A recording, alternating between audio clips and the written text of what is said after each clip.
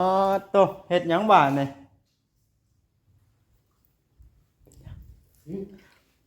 เพิ่นเป็นหยังอันนี้โต๊ะแบบเพื่อนท่านหมอเตียงน้อยนะวางเครื่องของเนาะสิคักกว่านี้ข่อยว่าแล้วก็ซื้อบานประตูมาสร้างมาติดให้อ๋อข้าวแป้งนึ่งข้าวให้นึ่งข้าวนี่เจ้าบ่โอ้เก่งแท้อันนี้นี่ล่ะพี่น้องเอ้ยเพิ่นบ่มีอันแนวใส่น้ำเพิ่นก็เอาตุกน้ำกระตุกนั่นไปหิวมาเพิ่นก็นึ่งข้าวอืมสาดก็มีผู้ละพื้นเท่านี้ว่ามูลในเฮือนนี่สาดนอนพี่น้องเอาเสื้อนอนเพิ่นเลยฝุ่นอ้ายตัวนี้สะอาดแน่หมอน้องนี่ผ้าห่มอันนี้ฮะเบิ่งเอาผ้าห่มหมออ้ายหมออ้ายใหญ่อันนั้นผ้าห่มหมอน้องล้าสะอาดแน่ผ้าอ้อมหมอผู้อ้ายใหญ่สุดซ้ำนี่บ่ยามหนาวก็พากันห่มอันนี้แหละ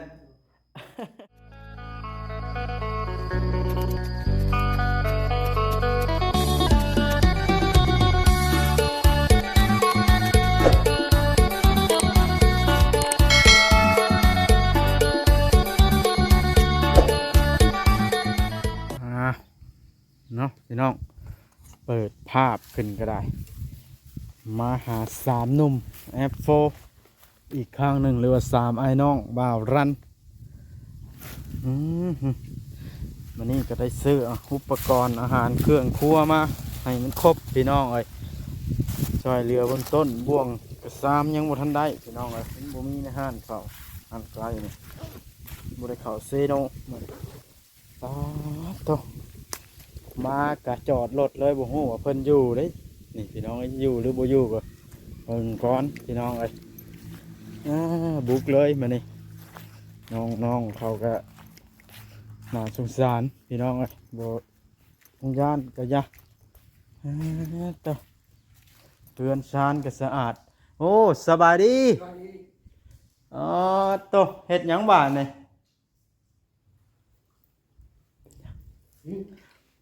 เพิ่นเป็นหยังอันนี้จัก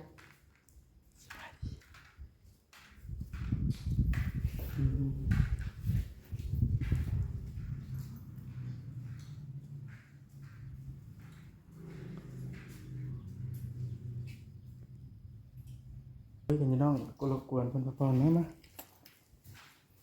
โอ้หนึ่งแล้วบ่เข้ามานี่ยังยังหากนมาหากะมาโอ้โธ่เฮ็ดหยังเฮือนหยังเปียกแบบนี้นี่นะอ่าบ่มีถังใส่น้ำบ่วานนี่กินข้าวหยังวานนี่กินแถวนั้นกินวางนั้นอ๋อโดย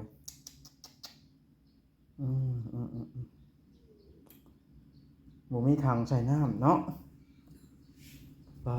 ตกแปลนแล้วเฮือนมานี่เพิ่นนั้นสงสัยไปก้านหั่นเนาะมาแล้วเพิ่นสินอนลงมาพี่ไว้เฮ็ดไปแล้วนอนไปโลดบาดนี่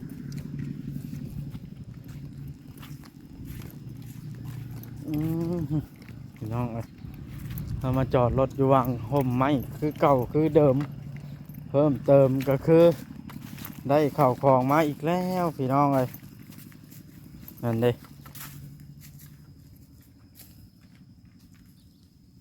นั่งวางเก้านะอืม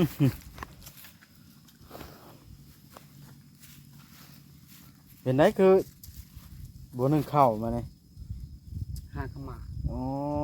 ลืมมาบ่จักเอ้าเป็นไดน้องนุ่งคือคุยเสื้อนอนแบบนั้นเป็นมาได้ไสจักมาใส่มาติลิน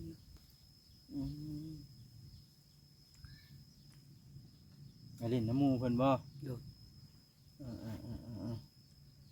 อ่าตัวมีทางใช้ไฟไปหามน้ำกับบ่ได้เนาะเจ้าบ่ต้องไปโยกเองเลยวะโดดไปจักไปได้หามหนึ่งหรือว่าเช้านี่โดดอ่าอืมอืมอืมอืมกลางคืนนี่หมู่คู่กับมาลินน้ำอยู่บ่ในเฮือนนี่บ่บ่มาเลยมา หมอมาได้ใช้สมอนะ ยืมเอา พอได้มาเฮ็ดกินเฮ็ดอยู่เนาะ โดย อ๋อมันนี่ค่อยได้มาแล้วมาเลยเครื่องครัวเบาร้านนะเครื่องที่มันขาดบ่ครบนั่นแหละมาเอาสิหลายอันหลายแนวจ้ะเบาร้านเลยนี่เด้ไข่มาไว้ให้พระเจ้าเฮ็ดกินนี่แพงแล้วก็น้ำมันพืชปลาแดกซอสกินกับน้ำปลาเคยกินอยู่บ่แบบนี้ คือ บ่เบื่อดอกเนาะเครื่องกินกับไข่แล้วก็บรรเทาหิวอันนี้ฮะส่งเขาเด้อหมอยืมมานะอันนี้นะหม้อนี่มาอย่างนี้หม้องแกะกล่องเลยนั่นเลยไปซื้อมาให้นะแล้วอันนี้ถ้วยเป็นแพ็คบ่วงนี่เลยเริ่มครบไปน้ำแล้วได้นี่เครื่องครัวกันเนาะบ่วงในโฟอันที่ใช้รักษาความสะอาดเด้อ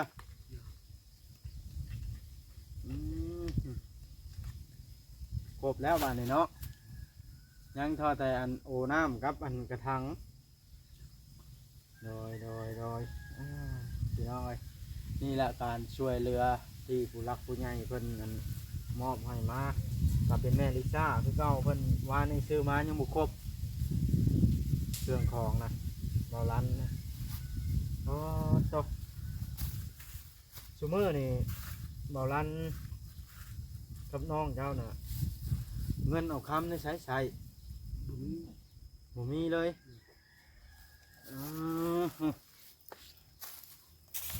พี่น้องน้ำในกินได้เอานะใช้ คอ ไปคอเอาน้ำไผ่ อุตี คอน้ำเอือตีย่วงเอานะโอ้ต้องกินน้ำโยกไปก่อนให้ใส่กระตุกกระร้อนละหิวมาเออโดยตัวเนาะ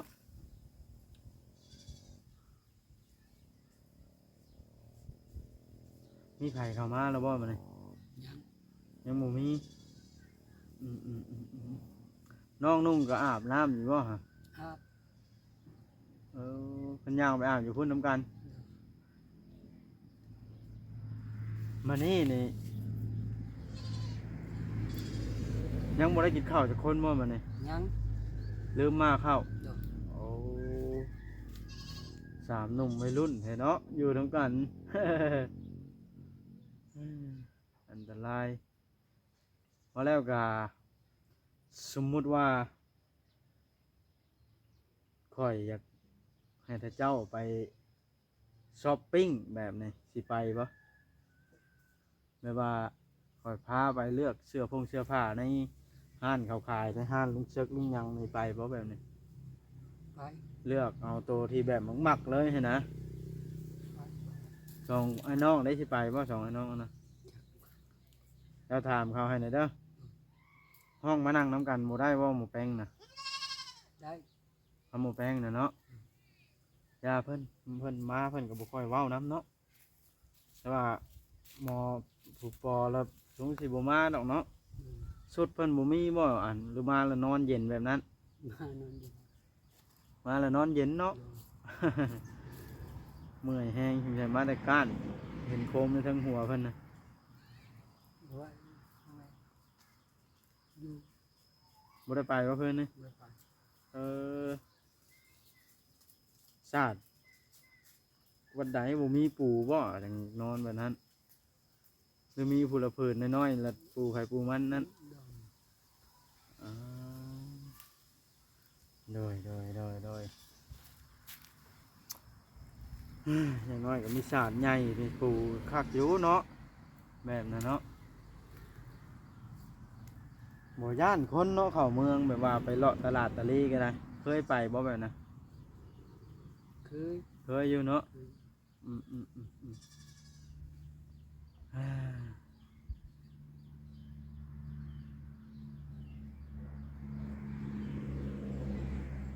ข้างคืนนี่มืดตึ๊บบ่ในนี่ มืด บ่ได้ไต่หยังเลยโอ้ตัวพอจังบ่ได้มาฮอดเข่าอันน่ะพี่น้องเอ้ยโคมได้มีจักหัวแต่ละคน มีผู้ที่ มีหัวเดียวเบิดหมู่ได้หัวต่อใส่อันลูกไผ่นั่นบ่ โดย อ๋อก็ถือว่าหลายอันหลายอย่างยังขาดเคินเนาะ โดย ถ้าอยากให้ใช้ไพ่นี่แบบว่าใช้ไพ่นี่เจ้าสิรับหาเงินมาอันเสียค่าไพ่บ่เดือนหนึ่งมันบ่แพงค่าไพ่ประมาณ10,000 20,000เอาบ่ได้ใช้ตู้เย็นบ่ได้ใช้ทีวีเอาเข้ามาเพื่อใต้เพื่อสร้างแบต รับ ฮะเจ้าก็ไปเนาะแล้วเขายังจังตัดออกแรกๆนะจ๊ะ มัน ฮะ ไปมันบ่มี แบบว่าบ่ได้เชียร์ให้เขาบ่ ดอกโดย อ๋อแล้วเราเขาตัดออกบ้านน่ะแต่บ่ได้ตายเลยโดนเตอร์หรือว่าเขาตัดออก เออโดนนี่ ฮอดบ่2 ปี แม่น อ่าโดยอ่าได้ข้าวได้น้ำแล้วกับบ่ได้ไปกินเทือนหมู่ละบาดนี่เนาะเรื่องน้องเจ้าไปแล้วบ่ บ่ได้ไป โอ้โดยสิได้อยู่มีเบอร์แม่เจ้าเนาะติดต่อพูดคุย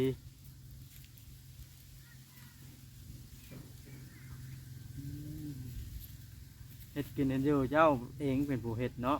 โดย คันสมมุติว่ามื้อนี่ไรหิวแบบบ่มีแนวกินอะไรเจ้าก็ไปเสียมยืมเสียมในตู้ท่าก่อนแล้วไปพุดที่หลอกก็พอได้กินมาแจ่วมาป่นกินเสียมในตู้ท่าก็หลายเจ้าสิรับเฮ็ดด้ามบ่เสียมแต่มื้อหน้าค่อยสิซื้อเขามาให้ เฮ็ด เฮ็ดเป็นเนาะ เป็น ผ้าพันได้มีบ่ มี พอมีอยู่เนาะโอ้ก็ถือว่าขาดเสียมซะเนาะก็ซ้ำมาเข้าแบบนี้เนาะน้ำบ่มีตัวน่ะมาใช้ข้าวตอนนี้ คู่ เอาคู่ข้างหนึงคันสิไปหาเป็นบ่ได้บาดนี้เอามาใส่ข้าวแล้วเนาะวันนี้ตัวแรงแล้วมาใส่หม้อนึง โดย อืมตอนนี้ก็มาใส่หม้อซะก่อนในสามก่อยซื้อมาให้หม้อก็หม้อมันใหญ่ๆได้ตัวกาแค่รู้สึกจังไดที่มีอันผู้ใหญ่เพิ่นเบิ่งเห็นแบบนี้เพิ่นอยากช่วยเหลือนี่ ดีใจ รู้สึกดีใจเนาะอ๋อแต่ยังมีกำลังใจต่อสู้ในบาดนี้เนาะจากเมียนมัดนั่นมัดนี่นะเนาะโอ้ฝากอลิหมอเนี่ยแบบของแท้เลยหนาข้างเนาะ โดย อืมโดย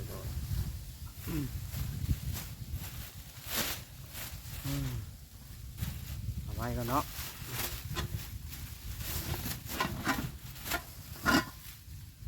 เจ้าน้องนุ่งเจ้านี่เจ้าก็คอยล้มเขาในเด้อเวลาคอยเขามาหานี่บ่แม่นว่าคอยมาไล่ได้คอยมาซอยเหลือคือแบบนี้แล้วนี่ โดย บวงถ้วยซ้ำนี่ขอซื้อเขามาให้นี่เลยไข่เครื่องกินกับไข่นี่ครบเจ้าอยากทอดก็ทอดกินน้ำมันก็มีอยากต้มก็ต้มกิน โดย แล้วแต่มักนะเนาะโอ้อันนั้นเฮ็ดหยังอะนะมันจะดังไฟนึงเข้าว่า โดย เอาเอาแป้งเนาะ โดย เดี๋ยวนึ่งข้าวกินก็เป็นหน่อไม้ได้บดแกงบ่เป็นบ่หน่อไม้นี่ เป็น ฮะเป็นอยู่เนาะนอนั่นก็เลยอิ่มแล้วนี่พอแล้วครับเอานอจังใจฉันขึ้นยากนะพอได้กินก็ได้ไว้ลายปานนี้เนาะ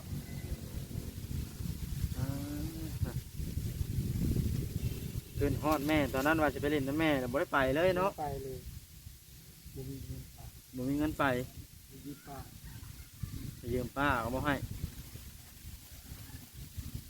ท่านมีเงินยังสิไปอยู่บ่นี่ ไป หาแม่นะน้องเจ้าได้ซะ คือไปนะ สิเอาไปน้ ไปนะ ำถ้ามีเงินเราไปบัดสามเออไปแล้วสิเฮ็ดไปได้น่ะเพิ่นสิให้อยู่นำบ่หรือบ่มั่นใจ แต่ว่าก็อยากไปหาเพิ่นเนาะเพิ่นบ่ขึ้นฮอดตัวเองคือไปหาเพิ่น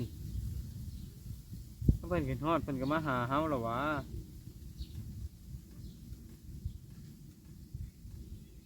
เพิ่นก็ปล่อยวันนี้ซะเพิ่นฮู้อยู่ว่าตอนนี้ว่าเฮานะอยู่จังใดกินจังใดนะเพิ่นฮู้อยู่บ่บ่ฮู้เลยอืมเพิ่นบ่จักแนวเฮ็ดแล้วซะ ทางผู้ใหญ่บ้านเพิ่นก็ติดต่อทางแม่เจ้าอยู่โทรปรึกษากันอยู่ให้เพิ่นขึ้นมาเยี่ยมมาคอยแหน่เพิ่นว่าเยี่ยมมาคอยน้องเจ้านะมาบ่บอกเพิ่นฉันน่ะมาบอกอยู่บ่หึเป็นบ่บอกข่าวกันฉันเนาะเสียงไผมาหัวคือแซวนะ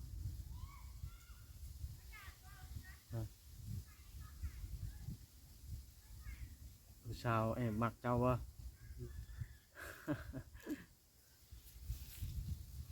ไปข้าวออกจากเพื่อนท่านหมอนี่อาบจะเชื่อแล้วน้ำนะ เทื่อหนึงสองเทื่อ อาบเทื่อนึงสุดแล้วบ่ทันได้เปลี่ยนจากเทื่อ บ่เปลี่ยน เป็นหยังก็บ่เปลี่ยน บ่เปลี่ยน มักตัวนี้บ่ โดย เออนะชื่อบ่คำที่ข่อยพาเว้าวานเลยให้ขอบบุญขอบคุณขอบมกขอบใจทั้งแม่ลิซ่าเพิ่นที่ชื่อเครื่องครัวนะยุ่น ขอบใจทางแม่ลิซ่าที่ให้เครื่องของใช้ที่ ฮะ บ่เป็น บ่เป็นบ่พอตามข่อยเด้อซะแม่ลิซ่าเอ้ยลูกขอขอบใจแม่หลายๆเด้อที่ซื้อเครื่องครัวและก็ข้าวของให้ลูกพอ แม่ ไหม ลิซ่าขอบใจที่ซื้อเครื่องของให้ลูก พอได้ให้ลูกได้มีอยู่มีกิน ขอให้ลูกมีกิน ขอให้แม่สุขกายสบายใจ แม่สุขกายสบายใจ อยู่ดีมีแห้งเด้อ มีแรงเด้อ ไปใช้มาใส่ก็ขอให้เดินทางปลอดภัย ไปใช้ไม่ใช่ขอให้ทางปลอดภัย สาธุเนาะอ่าได้แล้วเนาะถ้วยก็สิบุอึดตักดอกบานนี่เนาะบวงกระสดมิแต่ว่าเอาไปใส่แล้วน่ะอย่าห้ามทิ่มสะทรายได้ โดย กินแล้วก็ต้องล้างไว้ มันบุเป็นได้คือเฮ็ดใหญ่ทั่วกลางเฮือนคือ เครื่องคองได้เก้านะถูกจักเก็บมัดถูกจักไว้เฮือนก็ได้ มันจังหนาอยู่คันสมมุติมีถังน้ำนี่สิไปตักมาใช้ไว้อยู่บ่เนี่ย โดย ถังแบบเพื่อนท่านหมอนะถูกจักว่าทางดำไปนะ โดย อ๋ออยากได้บ่ไปนะ ได้อยู่ อ๋อมีระหามมาถอกไว้เนาะอันนี้ไปเอามา2 คู่บุมีวางไว้ โดย อ๋อเลยพี่น้องเอ้ยมาหาทางเบาลันมานี่ก็ได้ FC ว่าเพิ่นคอมเมนต์หลายคนว่าเจ้าน้องเจ้าแล้วก็อันนั้นคือบ่ไปเหตุการณ์เหตุงานหยังเพิ่นว่าคือนอนอยู่แต่เฮือน แล้วเหตุผลมันแบบไหนนี่คอยก็อยากผู้จ้างอยู่ได้บ่มีผู้จ้างบ่ มีพุทธเจ้า อ๋อบ่มีผู้มาหาทำสมมุติเขามาหาดิไปบ่ จัก เจ้านะเจ้าสิไปบ่ ไป โอ้อันน้องล่ะบ่จ้างนํเขา โดย อืมเฮ้อ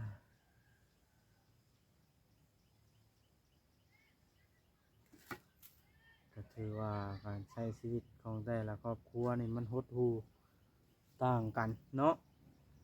บ่ลัน โดย เอาบ่ที่นอน เอา สมมุติว่ามีผู้ใหญ่ใจดีเพิ่นอยากซื้อให้อยากได้อยู่บ่เออบ่มีไฟฟงไฟฟ้าใช้มันเอาที่นอนมานอนมันสิบ่ร้อนบ่ฮะ ฮอน ร้อนเนาะ อืม อืม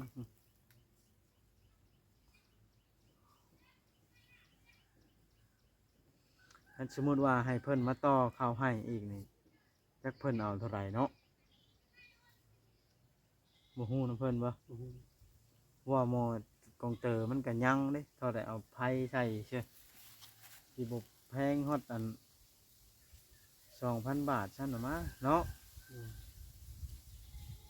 ว่าสายไผก็เน่งเข้าไว้เรียบร้อยกระดานมันก็มีแล้วหั่นนะเท่าแต่ปลดไผออกจากสายซื่อเพิ่นปลดคอยไปสังเกตเบิ่งนี่หมอกองเตอมันก็มีแล้วเนาะ อืม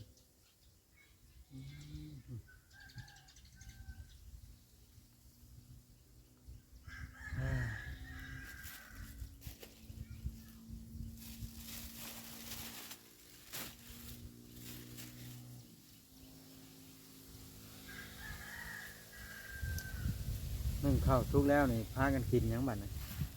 สิทอดไข่บ่ กินข้าว อ๋อทอดไข่กินเนาะ อืม โดยเป็นได้จะอันไปเยี่ยมแม่ทุท่าแล้วบ่มันนี่คือได้ยินข่าวว่าเราอันเจ็บท้องอีกแล้วบ่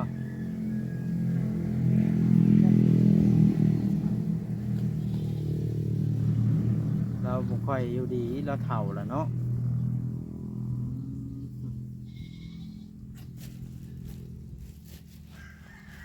นี่เครื่องของกับแพงกูมือนี่เนาะเบิ่งแน่40,000นะตุกน้ำมันพืชนะ โดย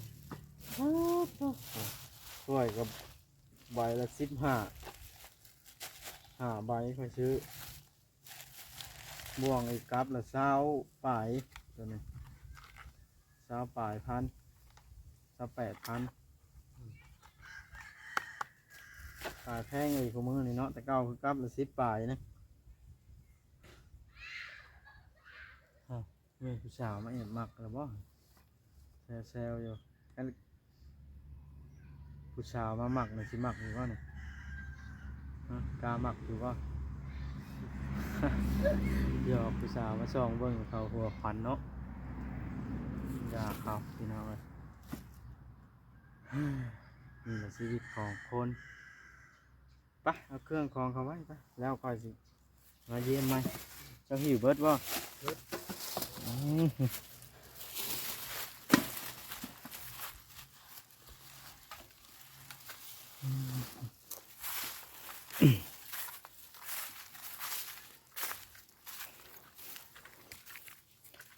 แม่นมีโต๊ะแบบเพื่อนท่านหมอเตียงน้อยนะวางเครื่องของเนาะสิคักกว่านี้ข่อยว่าแล้วก็ซื้อบานประตูมาสร้างมาติดให้อ๋อข้าวแป้ง1ข้าวไผ1ข้าวนี่เจ้าบ่โอ้เก่งแท้อันนี้นี่แหละพี่น้องเอ้ยเพิ่นบ่มีอันแนวใส่น้ำเพิ่นก็เอาตุกน้ำ3กระตุกนั่นไปหิวมาเพิ่นก็1ข้าว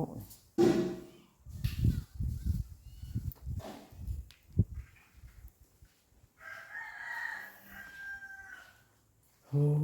ใช้แพรถ้าเจ้าอันเสร็จตนเสร็จตัวเวลาอาบน้ำนะ แล้วก็ ฮะมึงเด้อค่อยขอเข้าไปหน่อยเด้อใส่นี่บ่ โดย โอ้เฮือนคือสะอาดแท้นี่เราเปลี่ยนทิศนอนบ่ โดย เรานอนด้านนี้เออเอามึงกระเสกมากินกับหยังอ่ะน่ะมาแกงกินลิ้นนี่บ่เอาแซ่บอยู่ได้อนี่ข่อยก็มากินคือกัน แต่ว่าหากบ่กินเวลาออกไปเวียกมันอยากถึกกินถือว่าสะอาดพอสมควรอยู่เนาะนี่ว่าผ้าจะว่ามีผ้านะโอ้ อ้ไผเป็นหยังซื้อยามากินนะ ห่างห่างห่าง เจ้าซื้อแต่ตอนนั้นบ่ โดย โอ้ยาเช้าเราบ่ได้กินเลยเห็นดิกระดานไพ่มีหยังมีครบพี่น้อยมีฮอตเซฟตี้คัทเอ้าไพ่ยังอยู่ตัวนี่ไพ่เพิ่นบ่ได้ตัดแต่บ่มีหลอดไพ่ซื่อๆเอ้าฮะเพิ่นบ่ได้ตัดอันนี้ปลั๊กนี่ก็ยังใช้ได้บ่เอาใช้ว่าเพิ่นตัดไพ่โอ้ยังใช้ได้ฉากแว่นก็ช่างแล้วนี่บ่เพียงแต่ผมมีหลอดไพ่ได้เชื่อโอ้โถช่างว่าแท้เนี่ยเติมแก้วว่าเขาตัดไพ่แล้วไพ่สิได้ตัดอันนี้เฉพาะจังเห็นยังครบไปเบิ่งเช้าข่อยมาเบิ่งสวิตช์ไพ่จังเห็นนี่หั่นน่ะพี่น้องนี่มันมืดฮะเงินขึ้นยังมีไพ่อยู่โอ้มันก็สบายแล้วอันนี้เนาะชื่อเท่าไหร่อันปลั๊กเสียบมาแล้วก็ปลั๊กเสียบหลอดไพ่มาก็ใต้ได้เลยเนาะอ๋อเป็นได้คือบ่ซื้อเอาบ่มีเงินมันบ่จักทางเฮ็ดเนาะศาสตร์ก็มีผู้ละพื้นเท่านี้ว่ามูลในเฮือนนี่ โดย สะอาดนอนพี่น้องเสื้อนอนเพิ่นเลยขุนอ้ายตัวนี้สะอาดแน่หมอน้องเลยผ้าห่มอันนี้ฮะเบิ่งเอาผ้าห่มหมออ้ายใหญ่อันนั้นผ้าห่มหมอน้องล้าสะอาดแน่ผ้าอ้อมหมอผู้อ้ายใหญ่สุดอันนี้ซ้ำนี่บ่ยามหนาวก็พากันห่มอันนี้แหละ โอ้เครื่องของจะไว้แบบนี้บ่เนี่ย โดย มันบ่มีประตูเนาะโอ้ขาดประตูกะ1 2 3 4 5 6 7 8 9 10ปองเยี่ยมใน10ใบเนาะ1 2 3 4 510ใบปองเยี่ยมแล้วประตูนี่ซื้อแต่ใบพับมาติดใหม่ก็ได้ตัวนี้เนาะมันอันตกแล้วใส่ล็อกอันเด้ซื้อใบพับมาติดใหม่ก็ได้ใบนี่ประตูใหญ่ล่ะยังอัน3ใบเนาะประตูบางเยี่ยมละ10ใบตัวใหญ่3ใบนี่โอ้นี่ล่ะพี่น้องถ้าเกิดว่าท่านใดอยากช่วยเหลือเฮ็ดประตางประตูให้ทางน้องเพิ่นก็ยินดีเด้อทางเฮาก็ได้สิให้สร้างมาติดให้พี่น้องเลยมันบ่มีอันพาหม้ออัดบ่นี่เอาพาหม้อไม้ที่นี่มาดูบ่เป็นนี่เอาทิ่ข้าวอัดนะ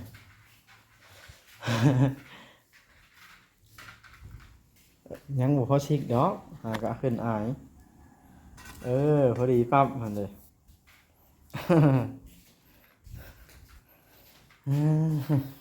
มันมีศาสตร์ปูก็พอได้นั่งได้นอนบ่เกือกขี้ตมแบบนี้เนาะอันนี้แหละเกือกขี้ตมเกือกไปโลด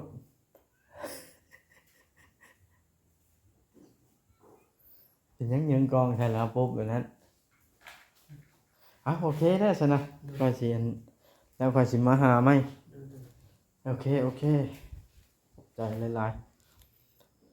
ๆอยู่ดีมีแฮงสบายดีบ่ล่ะนี่แหละพี่น้องเลยชีวิตของเพิ่นก็ได้เป็นตาอีโตนหลายพี่น้องเลยอยู่กันแบบบ่มีผู้ถามข่าวเลยอยู่กันแบบนี้เลยชีวิตจริงอยู่ลาวเฮาพี่น้องเลยขาดความอบอุ่นขนาดเนาะพี่น้องโดยโอเคพี่น้องเลย